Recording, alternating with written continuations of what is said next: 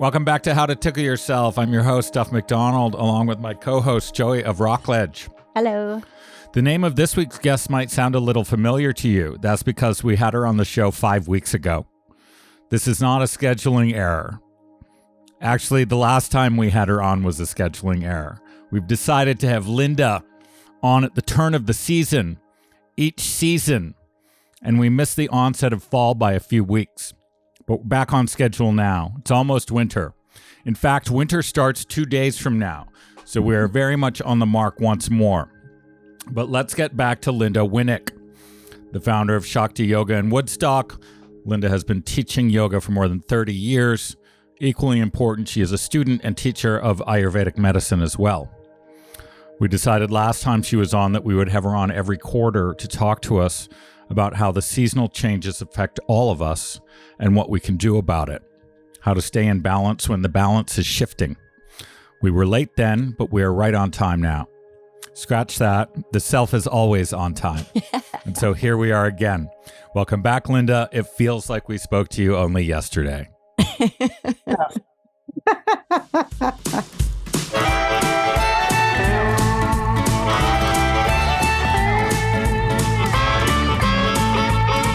At the present moment, traveling town to town, the mystery of the motion, right here, right now, right here, right now, whoa, right here, right now.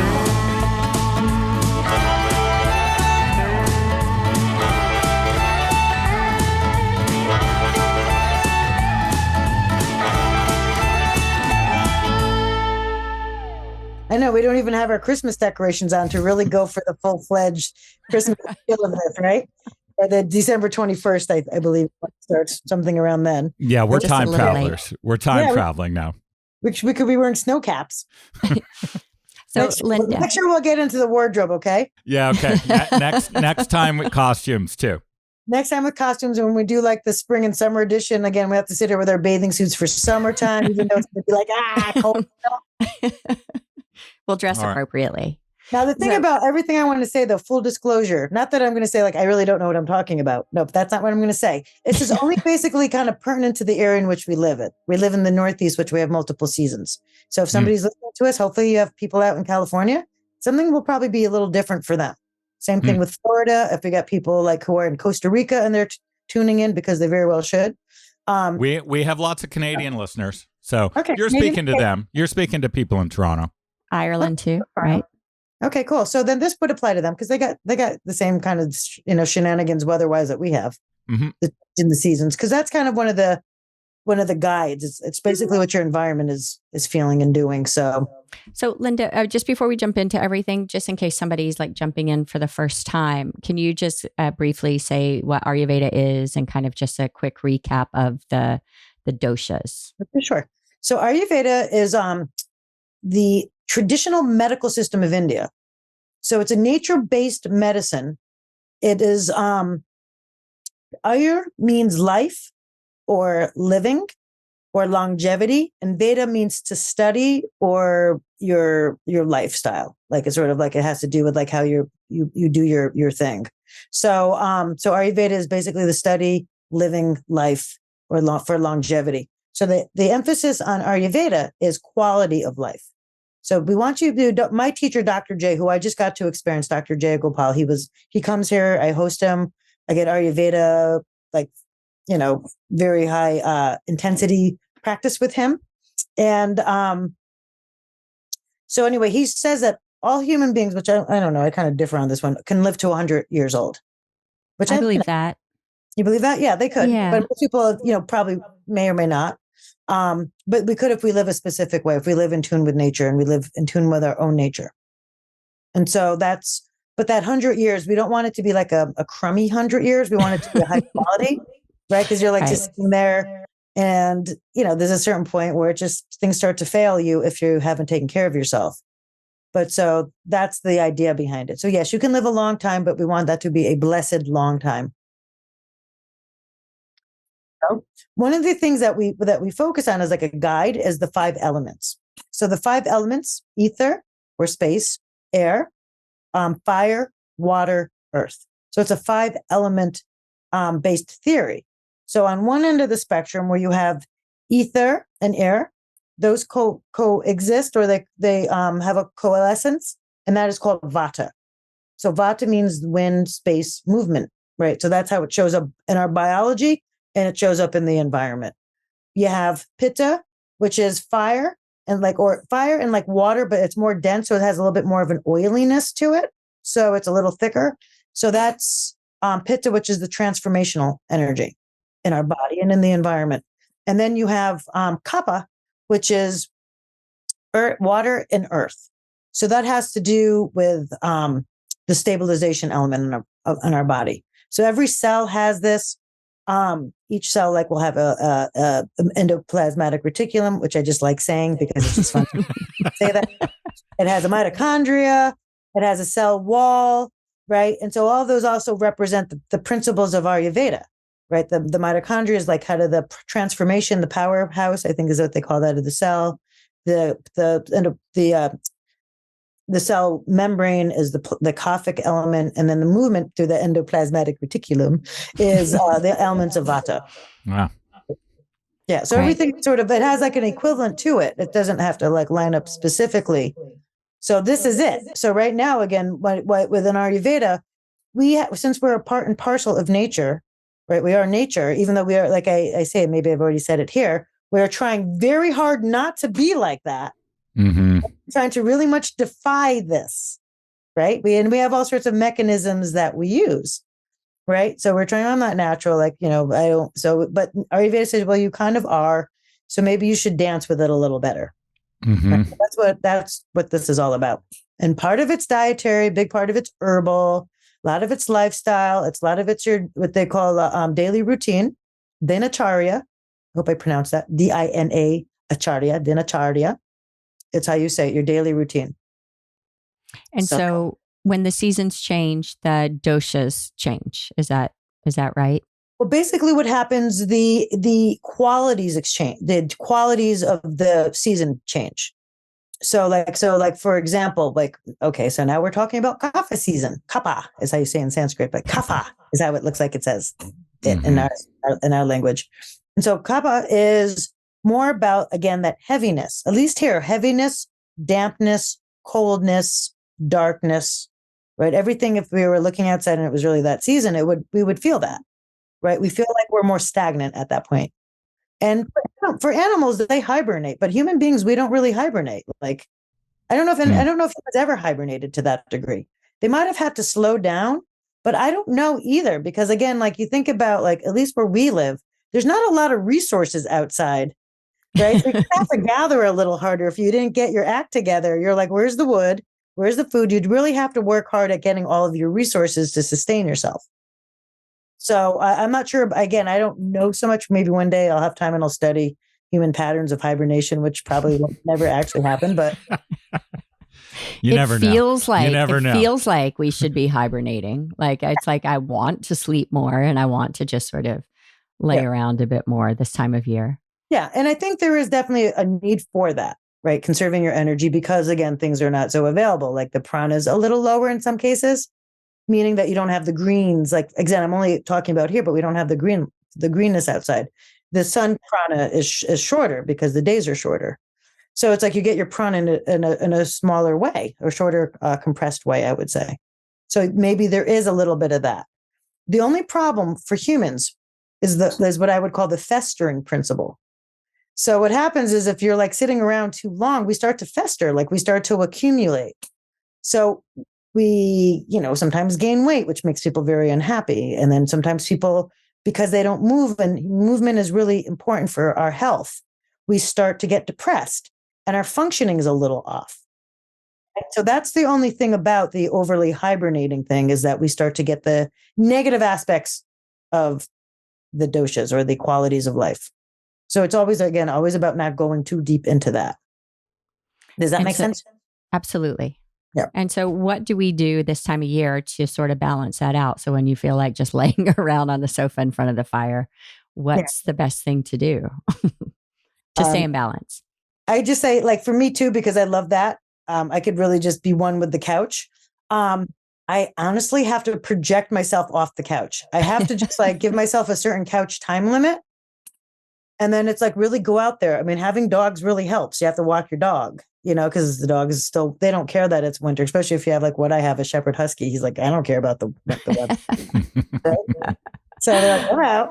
But I really think you have to really do the extra added so you don't stagnate. So you still keep the fluids moving in your body. You still keep the heat moving through your organism.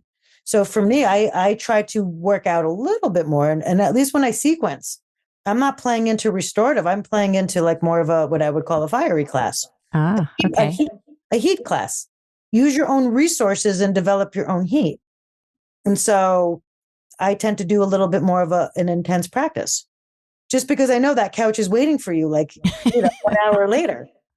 Right. So that's my only principle behind that, is just to keep a little bit more stimulation, because you will probably have more of a proclivity to rest, and that will probably happen. Right. Whether you like it or not. Right? Whether you like it or not, it's like there. Right.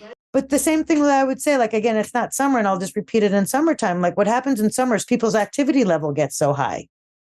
Right. So what you have to do is you kind of have to pencil in the rest. Right. Because again, what it is like what you do now is going to show up later. Right. And we know this, right? I don't know if anybody partied when they were younger. Right. If you partied really hard and you did it well, it's going to show up in your skin and your organs. You smoked, it's going to show up unless you start doing a lot of herbal recuperation. It does show up. So anything you've done before shows up. It's just the law of karma, right? The actions have a result baked into it. So that's why it's like you have to sort of go, okay, so I'm like using a little bit. And the nice thing is like there's an overlap between like vata food and like to decrease the vata in the kapha food, which is you start to increase some of the heat. Okay. Just a little bit more of the spicy, pungent stuff. And for the people who are more fiery by nature, this is an okay season for them to have some of this. Okay. So now you can start to add like some of those little, pickled, whatever those things are. Those little super hot pickles that we, jalapenos. Yeah. Jalapenos and all that kind of stuff, like little bits of it. Like, because again, you're kind of working with like the dampness and the coolness of what's going on around you. So that would be the only forgiving time where you might not want to do that in the summer for pitta overload. So that balances off kapha. And the people who are the most at risk of too much kapha, too much stagnation, are people who are kapha, right? They're going to feel it because they already accumulate and they're already like got out their flannels, they're like, yay, it's my season, right? I got right. It's like the bears are hibernating me too, right? This is my season of rest. And even though like spring was their season of rest. And what is the kapha type, like physically, just so if someone's listening? Again, and now I'm going to be very kind about like describing it, because when you tell somebody they're kapha, you don't want them to feel like, what do you call them, fat? Because it's not necessarily that, right? There's a certain like hardiness to like a kapha. But the thing about it, because again, the nature of its earth and water, there is definitely more of a tendency to accumulate. So kaphas will accumulate that which is kaphic, which is like fat cells. But kaphas also have a nice, like the beauty of kapha is beautiful skin, like beautiful eyes, beautiful thick hair, big lustrous eyes. Like almost like when you look at the goddesses in India, they look like they're kapha. Right? Sort of luscious. Robust. Was that? Luscious. They're luscious. Yeah. They're luscious. They're motherly. They're the ones that you want to hug. They're, those are kapha. When it's too much, then it becomes a little blob. It becomes blobby like, sluggish like, right? But in its own self, like I would never call and you can quote me on this, I would never call those goddesses fat for more than one reason. Right? They're not. They're just like beautiful and they're full, but they're not like. So that's what I would say. Like they're kaphic because of all the elements of that. There's like an abundance that's going on there. But when it goes a little bit too much, it just turns into like phlegminess. So it becomes into mucusiness. Okay. And it shows up in different ways. It can show up in your gastrointestinal tract as too much phlegm, too much mucus, dampened digestion. So because of all of this, the metabolism will be slower and like a little bit like not so much motivation. They're not as fiery. So that being said, they're not as interested in movement. But the cool thing about them is they're really good with routine once they get it. Like they might have a hard time like changing because they're stuck in the old routine. Mm-hmm. Once they get into a routine, they're there. They're committed. They're love. And so is there sort of a general sort of rules for eating, no matter which dosha type you are for this time of year? It's a good question. Always seasonal, mostly appropriate to what's grown in your area. So that's one thing. Okay. So you want to eat definitely more like root vegetables because, that's going to give you like more energy, but less need to eat a lot of it. You can have like nuts and all that kind of stuff, like dried fruit perhaps, but you might want to soak it just for your digestion. More spices. Okay. Definitely more spices like the gingers and the digestive aids, the things that you probably might want, like more chai, that kind of like that flavor profile, cinnamon. If you don't like any of that, you might want to eat like, some garlic and definitely like the oreganos and all those kinds of things, but just like spice it up. And what also it does like from a mood perspective, like when most people eat, again, I think I had mentioned it this time, is they're trying to create a mood in their mouth. I like that. Mood in your mouth. But think about it, right? Like you put things in your mouth because it changes your mood. Like that's why people eat when they're not hungry, because again, I hope this thing isn't dinging. They're trying to they're trying to instill an emotional reaction. So for some people, it is that they're trying to stimulate, and some people they're trying to get love or some stabilization. Like anxious people eat things that will help ground them. So they're like, lots of comfort food, mashed potatoes and macaroni and cheese and like way too much meat, because it's helping them try to feel like they're going to emotionally ground, but it only physically ground you. Right. The same thing with like kaphas, if they're feeling like, again, any of like emotional instability, or they feel like, they're resentful or they're lacking love in their life, because love is important to everybody, but kaphas are like, very important to have love. Whereas pittas are just more like interested in being correct, right? They'd rather be correct than have you love them. Doesn't sound familiar at all. Right. I had a boyfriend who was very pitta. He was actually a triple Aries. Maybe it's quadruple Aries. And I hope he doesn't watch this. He won't watch this because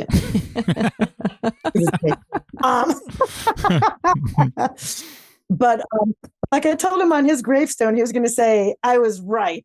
So, I was right.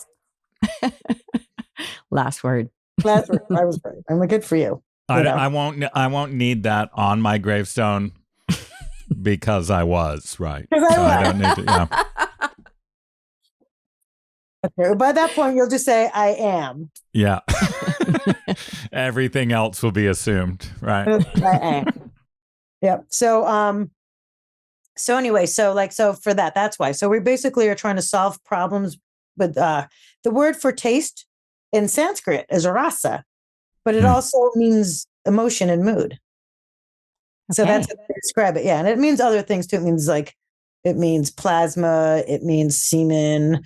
It's means like rasayana is like a rejuvenation practice, that kind of a thing. So it has multiple meanings. Mercury is another way. So we call our kombucha Rockledge Rasa. I had no idea. You got Essence. No, we're PG. Essence. Yeah. So essence is another. So it has multiple, but it also means like mood and feelings. And it also is a way to describe, flavor. And so you were talking about that your routine is is there an ideal routine for this time of year?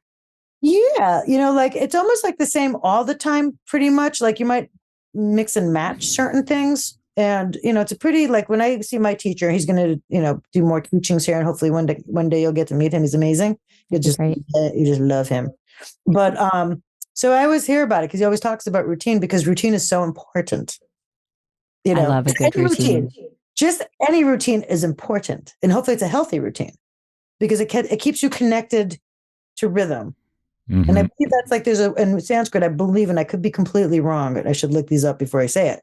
But I think rhythm and rhythm and the Sanskrit word ritu, which means season, I think, in Sanskrit. Oh, okay. Similar thing, but I could completely wrong. So if you get letters on that, I apologize. But it really is about rhythm, right? So, and rhythm is like your daily rhythm. And so what my teacher talks a lot about, which is really brilliant, which is like, again, kind of lost in a lot of yoga, world of yoga, is that you wake up and you kind of clear and cleanse your sense organs. So you do a routine. And some of it starts off at night. So you do something with your ear. You put a little ear oil. You wake up and you clear your eyes with water. It could just be fresh water. But it's like not just that you're doing it, it's what you're saying to yourself. And it was beautiful when he says it. He's like, and I personally use rose water, and I asked him if you get more points for using rose water. And he said, but I think you do. Happiness points. You get happiness I was like, points. you have a rose-colored day. Right. No. Like, like instead of rose-colored glasses, I have rose-colored. No. But, you splash your eyes and you go, may I see beautiful things today? May I hear beautiful things today? You clean your tongue. You brush your teeth first and then you use your tongue scraper and may, say beautiful things today. And you do your neti pot and you clean your nose out. May I smell beautiful things today? Right. And then you do the oil massage. Right. But this in itself is what gives you, again, the protection in the world. And he said that that's his main thing too, is the oil that he uses every day. That is because he does. And anybody who has a long, strong day, sesame oil, like for this season particularly, that's going to give you like the quote unquote armor. Okay. It adds like a barrier onto your skin, but it also kind of pacifies because Vata is through the ears, through hearing, sound, and Vata is through touch. And because Kapha season, even though again it's has this density, we still have a lot of that Vatic experience of coldness, and in some cases could be dry because of the inner heat systems that we have. Right. And then when people start to feel like a little like isolated, that starts to stoke the Vata. So you're doing these things because again, it's not like the dosha goes like, hey, you're off stage. I'm coming on stage. So finish up, bub. Right. It's like, you get the residue. Right. You have a little bit of that stuff going on. So the way that, you could do it if you're very kaphic is like from what my Dr. J. Gopal says, is that you give yourself like not an aggressive one, but a really stimulating oil massage every morning. And then you take a shower. That sounds great. Right? I know that alone, honestly, would probably make people feel a lot better. Not like saying you should get off medications if you need it, but people taking care of their sense organs. Because again, these are the things that you perceive the world with. And then the next thing, of course, is what the perceiver has to deal with. And then you got the mind perceiver, which is what that's kind of messes us up when that's all kind of messy, right? When it's not clear. And we're not talking about the great perceiver, which is always what the center of yoga is like, how do you perceive without interfering with perception, right? That clear perception. But I know he's so hard wants to talk about Vedanta. I'm controlling. He's like, yes. No, okay. So I'll give you one thing. I was going to say it afterwards. I was reading this book recently, and they talked about. You're talking about the super perceiver, right? Yes. So we use the word predominant, right? You have your factors. It's the predominant factor. Okay. I read a different version where a guy said he was describing the Lord, and he says the Lord is the predominator. Not predominant, the predominator. The predominator. That means you are the dominator of dominators. So it's like the super perceiver. I like that. But you're upping the predominator of the whatever that whole thing is, but you should actually get a t-shirt with like some sort of on it. That it doesn't even care that it's what it is. Isn't that great? Right. It doesn't care that that's its like big ass title. All right. Where were we? I like that. Thank you for that. So anyway, so like So I think like for me, what I start doing is I start doing other routines. Like when I'm teaching, again, I'm not trying to like promote my class, but I start to change the breath practices. So now we would very much like you to promote your class. We love your class. Your classes are amazing. Shakti Yoga in Woodstock. Look it up on the internet. Yes. Okay. So anyway, go ahead. These are the recipe. Thank you. ShaktiYogaWoodstock.com. But anyway, so what we start doing is we changing the rituals in the class. And so I start using Kapalabhati because, again, it clears out the congestion in the nasal passageway, but it starts to invigorate the gut through the contraction of the abdomen and the working of the diaphragm. So that's one of the things that we start to encourage. And then it's also how you sequence. So I'm trying to work more movement into it. And sometimes it gets a little sweaty, because, again, when you move, you start to develop heat. And so people like start to heat my room up, which is really helpful, right? So I save on natural resources. I still have a nice warm room and like the warm floors and all that kind of stuff. But it's how you sequence. So it's just more a stimulating sequence to try to like brighten up your inner self and try to get the sweat on the skin, which helps to lubricate the skin. And also using the kapha that might be developing. And so, but I'm also noticing too that it's actually quite helping me is that I'm chanting a lot more again. And so people like, I like people always want to chant, and I have no problem with it. I can only do it when I'm feeling it. And then when I start feeling it, then I feel the results of it. And it's really been helping me. Like I do my Vedic chants and my mantras and all that kind of stuff. And it truly, truly helps. And because mantras are designed to vibrate you, right? Mm-hmm. They vibrate to like you into a space.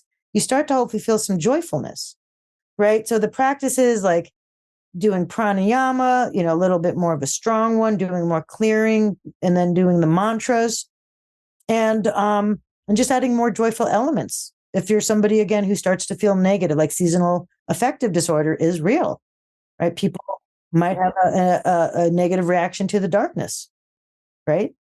And so these are some sort of safeguards where people might actually have to be with each other's wearing. Excuse me. I thought last time you were going to change your color code over there, but I'm wearing green. I'm wearing green. Okay, there's the green. Okay, there it goes. I just saw that. Duff is supposed to be wearing red, I think. Just a little bit of blue. Orange. Like, I didn't wear this. I don't know why I wore this, but just a little blue and some shiny stuff. Right? I'm going to stick a note up to myself. Get the shiny stuff out. That kind of also, because it adds some illumination. Okay. I have a quote in front of me. You mentioned the darkness. Yeah. It's Swami Vivekananda. Yeah. He says, whenever darkness comes, assert the reality and everything adverse must vanish. Okay. I'll have to ponder that one. I assume it works. When darkness comes, I wish I knew what he's meant in Sanskrit. Yeah. Darkness comes. Mm-hmm. Assert the reality. Assert the reality and everything adverse must vanish. Pay attention to what's happening. Pay attention to what's happening. Okay. I think. Okay, so we need... we all had a moment of pondering there. We're like... We need your winter recipe. I know. Yeah. Winter recipe. Okay, so this has to deal with some sort of stew. So I would say butternut squash. Ooh, yes. So I would say I personally like to roast it, like chop it, and don't cut your fingers off. Chop it. I also like the skin, but you can't really, I don't think you can cook with the skin to make the soup, right? But so if so I'd say the skin and eat the skin because skin is good. But chop it up, coconut oil, and please don't ask for measurements because I don't cook like that. I just go bloop. Definitely some coriander. I would say definitely ginger, cumin, turmeric, and black pepper. Sounds amazing. Right? I'm going to make it this afternoon. Make it this afternoon. And again, if you want to not make it into a soup, just chop it up, keep the skin on. So this is what I did for this other day where I had to go to a party. I always have to be, ayurvedically almost sound unless I'm making a potato chip salad. You chop up, like I had a delicata squash. So I chopped that up, scooped it out, kept the skin on it. And then red potatoes, chop those babies up. Cauliflower, put on a separate sheet because they bake at different in rates and stuff like that. I had beets, but I put the beets with the cauliflower. And so I cooked them separately and it was delicious. And on the butternut squash, I put the spicy curry flavor. And I put Yum. that with sesame. I believe that was sesame Yum. oil. And if you don't like sesame oil, you can use olive oil or you can use coconut oil. And then with the other, I'm sorry. I'm mixing up and matching, but I guess that would taste pretty good too. That I put the rosemary on. Okay. On that with onions. And then the Yum. the cauliflower and the beets, I actually strangely enough put that sort of spicy curry on that. And it was delicious. That sounds amazing. Compliments, and it's all about the compliments. It wasn't. I'm like, okay, another meal, but when you look great today, Linda. Yeah. They're like, nice color. Compliments. Compliments. We like the compliments. So I guess, I'm not so like, I'm like a recipe person, but I'm like, as you can see, I'm like sort of like a sloppy recipe person. I sort of just toss things in there, flavors, colors. And the best way to grocery shop is to go out and shop and see what looks good. Yeah. And what's in season. Right. So that's when I was with Dr. J. That's what we did. And that's kind of how he cooks. He puts it all together. He arranges it. And it's all beautiful. Like even just putting things that you're going to cook together in an arrangement is like so good for your eyes. You're like, look how nice that looks. I was over at our friend Peter Barrett's last summer, and he had a thing. He'd made a drink. It wasn't quite a kombucha, but it was all the things from his garden that day that were red. So it was delicious. Yeah, he's like a wizard. Yeah. What did he have red? Did he have Swiss chard? He had rose petals. Raspberries. He had raspberries. Look at that. Like currants, maybe. I don't know what he had, but it was like the best red tasting soda-y but healthy thing ever. Wow. Well, we know he's a divine chef, so he's a magician and a magician gardener. So yeah, just a wizard. He's just a wizard all the way around. A wizard. Wow. Well, that's wonderful. Yeah. So, all right. I don't know if I can compete with that. So, well, like just kind of like it's not a competition. It's always a competition. I'm a pitta, but just put it in the stove. But definitely, definitely move towards the warm cooked foods, right? Okay. So it's hard for those who are like more raw food oriented or love their salads. I love salad. I know I love salad too. I really do. So the only way that, again, the workaround, because there's always an Ayurvedic workaround, which we can do or like a whole session. We can have people say, but some sort of naughty thing they want to do, and I can give them the Ayurvedic workaround.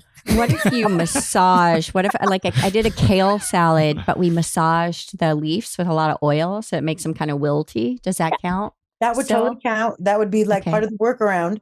All right. Okay, good. Both around. And then just don't put it in the refrigerator.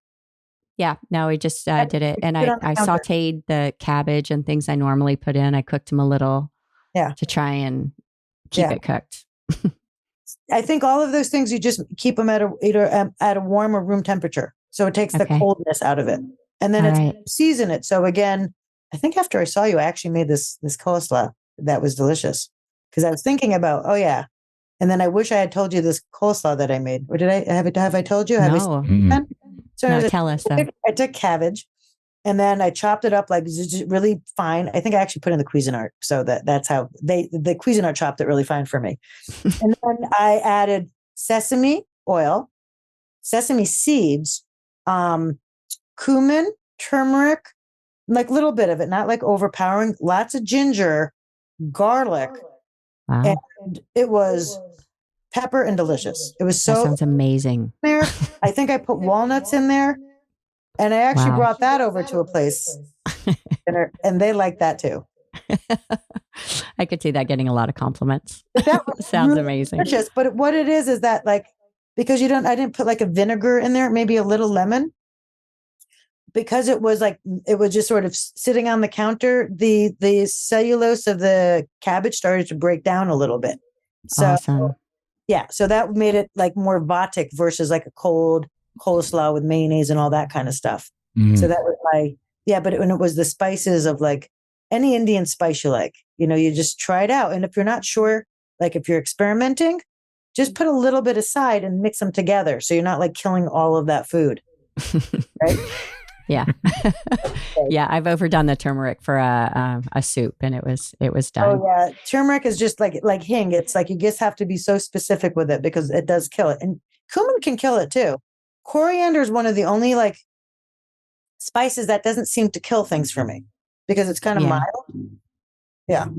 Oh yeah. All right. Always Himalayan salt. So those are the other. Those are Himalayan salt. So that's cannot not season it. So that would also probably be a nice winter, right? You put the nuts in there. You have the walnuts. All right. So we are going to spice up our food, and we are going to do more vigorous yoga. We'll probably see you tomorrow morning. Tomorrow morning. I was just thinking that. 10 o'clock, you had to? Okay. It's a coffee. Okay. So tomorrow's level 1, 2, and Thursday is level 2. So maybe, however you want. Maybe we'll see you later this week. Yeah. Oh, I will see you later this week, right? Because otherwise that couch, man. Right. Thank you so much, Linda. Hey guys, it's so helpful, and we just love you. Thank you. Love you guys. Right. And have a good snowy day. Thank and we'll see you. We'll be back here, listeners, at the turn of the season. Yep. With Linda Winnick. As we're moving into spring, right? That gives you a little so hope. Soon. Right? That's so great. So I love fast. that. Get your spring outfits ready. Ready. Get the tulips. Thanks, Linda. All right. Bye, guys. Bye. Bye.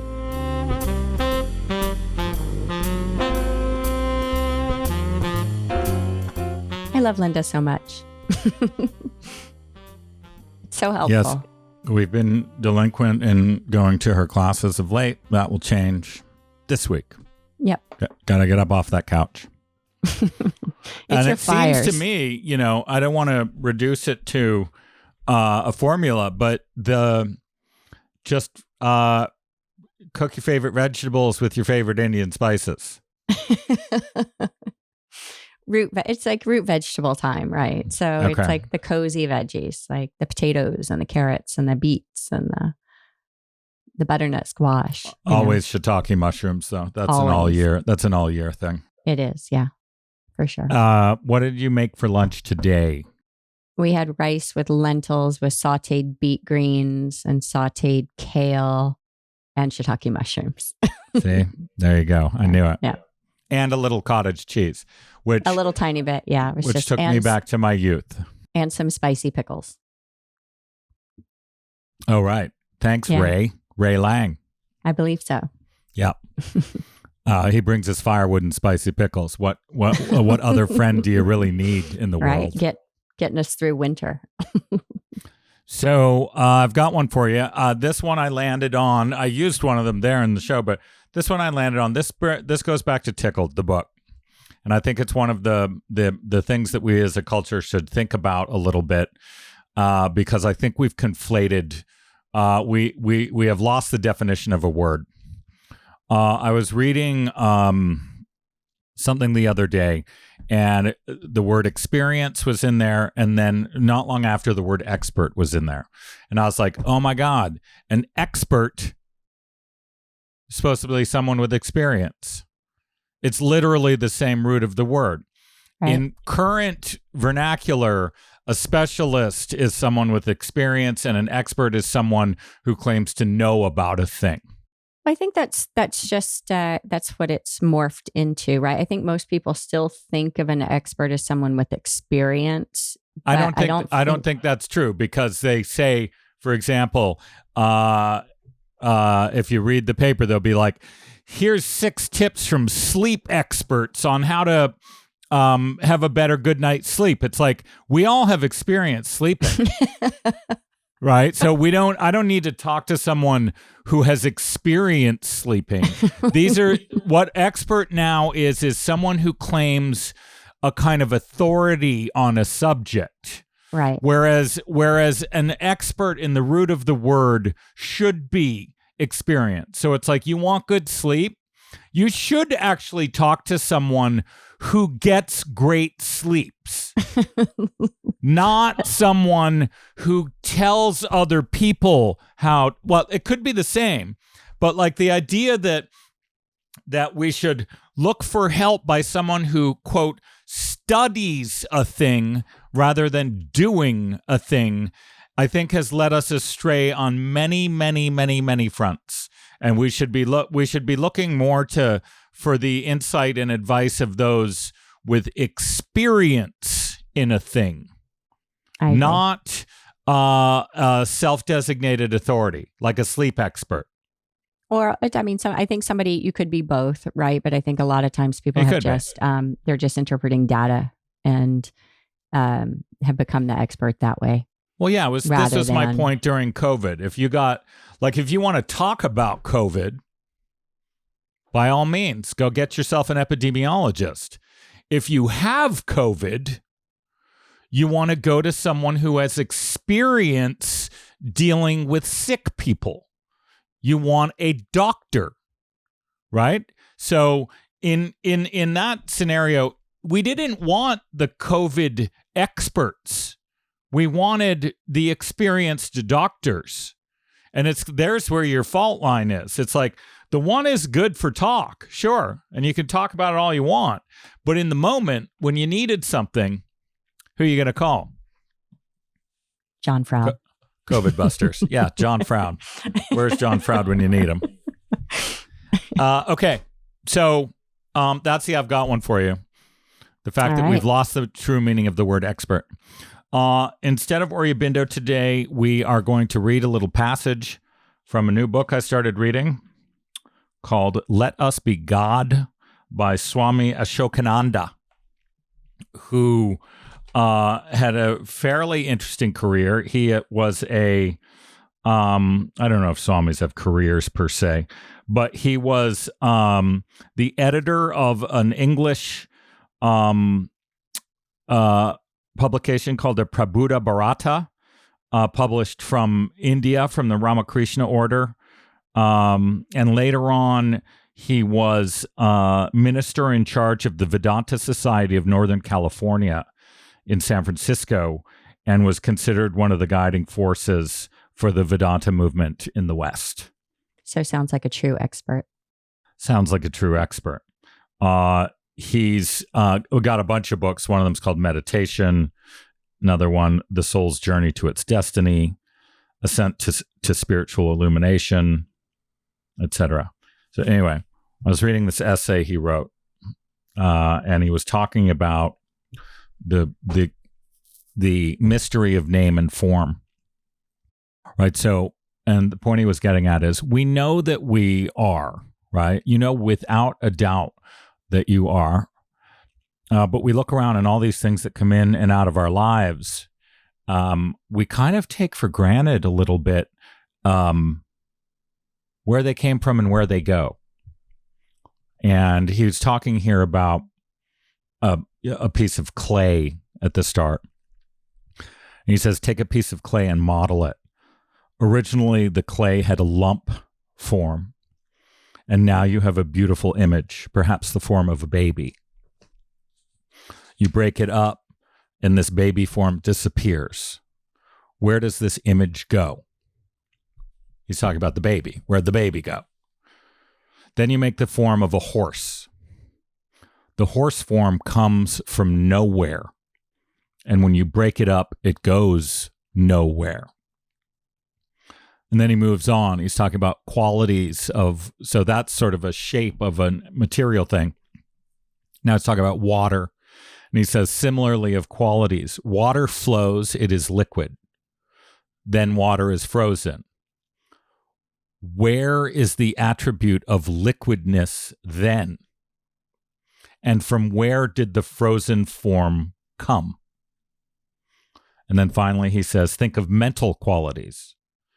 Where do they come from and where do they go? Everything you can think of, mental or physical, suffers from this mystery. We do not know where it comes from and where it goes. So I'm not here to solve that mystery for you. What I'm here to say is that we are living in the midst of an infinite miracle. You are surrounded by things that come in and go out of existence from nowhere to nowhere every single minute of your life. And the Vedantas call it Maya, right? But the point is really, this is magic that you are in the midst of. So when we get caught caught up in a complaint, an irritation, feeling that things should be some way that they aren't at present, an irritation with another person, if we get fixated on something, essentially what you've done is taken your eye off the fact of the very fact of the miracle of your existence, which is that everywhere around you, things are appearing and disappearing out of nothingness. They're appearing out of nothing and they were going into nothing. And we sit here and we just sort of walk blithely through our lives as if this is all just supposed to happen. So remember the miracle. It makes it way more interesting, and it also lessens your reactions and attachments to the silly little things, like why a person said something that irritated you. It's like you should actually turn around and realize that you're walking around through a field of magic in which things are coming and going with absolutely no explanation as to where they came from or where they went. So I have one quick question. Ashokananda. Is that we're going to have to research that maybe? She's referring listeners to the reservoir just down the street from our house. Which the will make Ashokan you reservoir. remember. You will remember that this is all a miracle when you look at the Ashokan. Easy peasy. Ashokananda, baby. Thanks for listening. We'll be back in a week. Bye-bye. You've been listening to How to Tickle Yourself with your host, Duff McDonald, and me, Joey of Rockledge. You can help us by liking, subscribing, and sharing this podcast with others. You can talk to us and see what else is happening on Instagram and Facebook at How to Tickle Yourself. This program was recorded in Studio B of the historic Rockledge Recording Studio. Right Here, Right Now, our original 16-part theme music, was written and recorded by the legendary Paul Reddick and Kyle Ferguson of the Sidemen, with Steve Mariner on bass and drums and in the mixing room. This podcast is produced and distributed by Storic Media. Our editor is Oscar Desiderio. Our producers are Kristen Verbitsky and Chuck Labella. For more information, visit storicmedia.com. That's STORIC media.com. Moments